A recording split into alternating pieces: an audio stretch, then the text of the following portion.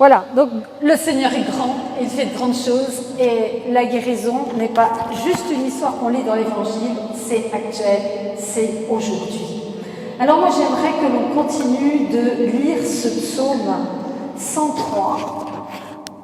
Il se poursuit ainsi.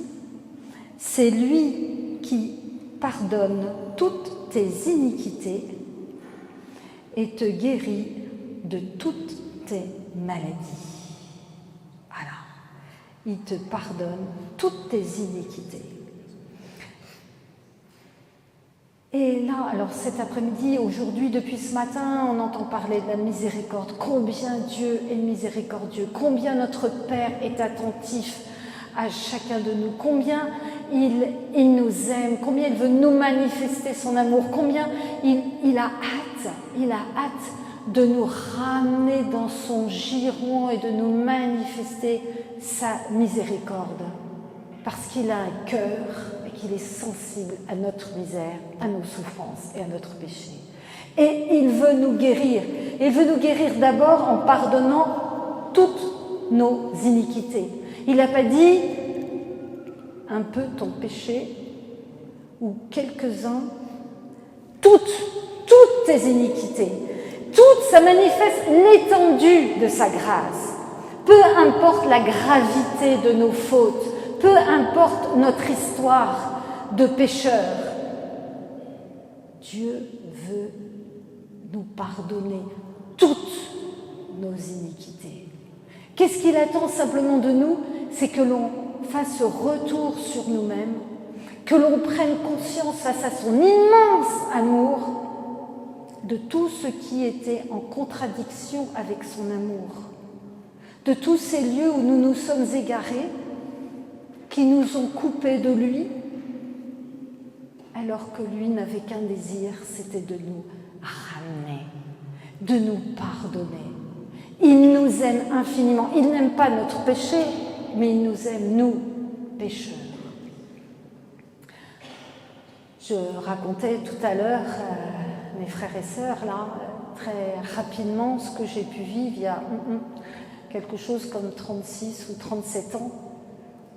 Quand un matin, le Seigneur, l'amour de Dieu, Père, Fils et Saint-Esprit se sont engouffrés en moi, que je suis tombée dans le repos de l'esprit, dans ma chambre, allongée sur la moquette, alors que je ne connaissais rien du renouveau charismatique, rien des charismes, rien du tout.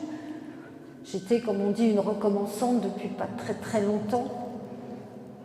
Et que s'est-il passé à ce moment-là? Cet immense amour de Dieu est venu percuter ma souffrance intérieure et m'a montré pourquoi j'avais cette souffrance intérieure. C'était dû à mon manque de confiance en lui. M'a montré mon péché. Parce que quand l'amour arrive, le péché ne peut pas vivre à côté. C'est pas possible, il y a une confrontation entre les deux. Soit c'est le péché qui dit oui, moi je ne veux pas le savoir, je ne veux pas entendre. Mais si l'amour de Dieu est si puissant, c'est bien pour balayer nos péchés, notre iniquité, nos manquements. Le Seigneur est tendre et miséricordieux, lent à la colère et plein d'amour. C'est dans le même psaume, c'est un peu plus loin. Donc même si nous sommes accablés par la faute, Dieu, lui, s'abaisse pour nous relever. Il n'y a pas de petit ou de grand péché qu'il ne puisse pardonner. Il est touché par nos misères. Alors, sa miséricorde est infinie. Ça ne veut pas dire que, puisqu'il est miséricordieux, je peux faire tout ce que je veux. Puis de toute façon, nous irons tous au paradis. Non. Ce qu'il veut, c'est que nous nous approchions de son cœur toujours plus, toujours plus, toujours plus. C'est la représentation, c'est ce que nous a si bien exprimé Steve. Nous approcher de son cœur, du cœur du Père. Un cœur compatissant. Et Et donc on est invité à s'approcher avec ce cœur de repentir pour avancer vers lui et à avancer dans la sainteté. Et Jésus, j'aime raconter aussi que l'on braque notre regard sur Jésus, sur la croix. Qu'est-ce que Jésus a dit sur la croix? Qu'est-ce qui s'est passé sur la croix? J'aime tellement ce passage, j'aime le redire, j'aime que l'on médite, ne serait-ce qu'un instant, sur Jésus, sur la croix. Qu'on regarde les mains de Jésus qui sont clouées sur la croix. Qu'est-ce que Jésus a fait avec ses mains? Il a béni quelques pains, quelques poissons, il a nourri une foule immense. Il a mis les doigts dans les oreilles d'un sourd qui s'est mis à entendre, il a posé son doigt sur la langue d'un muet qui s'est mis à parler. Il a béni les petits-enfants. Il n'a pas arrêté de faire du bien avec ses mains. Et ses mains se sont retrouvées clouées sur la croix. Et on pourrait dire la même chose si on regarde ses pieds. Il n'a pas arrêté d'arpenter les routes dans la poussière, les cailloux, pour apporter la bonne nouvelle de la miséricorde. Et ses pieds, là, ils sont cloués sur la croix. Et que dit Jésus? Pardonne-leur, ils ne savent pas ce qu'ils font. Pardonne-leur, ils ne savent pas ce qu'ils font. Jésus n'a pas dit, quand même, moi, me traiter ainsi après tout ce que j'ai fait pour vous. Moi, quand même, le roi des Juifs. Non.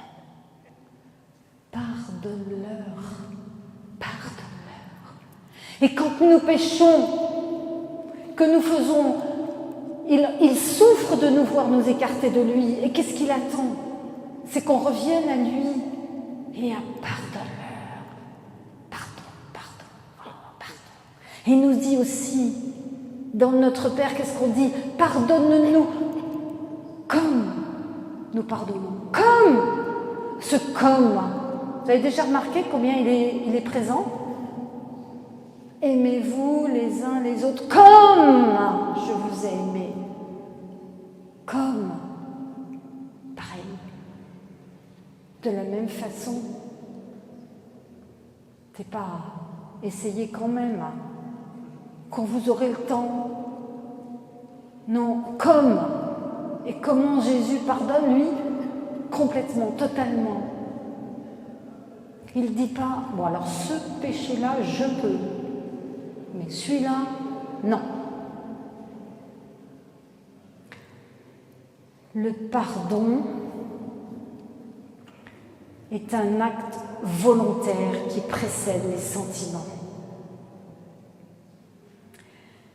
Et qu'est-ce qu'on a dans nos cœurs? On peut avoir du ressentiment, de la colère, de l'amertume, de la rancune, de la peur, du non-pardon, de la haine de l'autre, la haine de soi. Tous ces sentiments, toutes ces émotions. Et à un moment donné, il faut les lâcher, il faut les remettre, il faut s'en débarrasser. Et en plus, toutes ces émotions, elles peuvent générer des maladies quand elles sont non traitées, bien ancrées dans notre histoire. Ressasser les offrandes ne mène à rien, si ce n'est à nous rendre tristes, malheureux et à tomber malades. Donc le pardon libère et guérit. Voilà. Il pardonne toutes tes iniquités. Donc n'hésitez pas à faire appel au pardon de Dieu ce soir. Jésus nous appelle, Jésus nous attend. Il veut nous offrir le meilleur, sa miséricorde qui n'a pas de limite et qui nous invite à la conversion. Je me rappelle de ce témoignage qui m'avait été raconté. C'était une personne qui avait été profondément blessée par un membre de sa famille.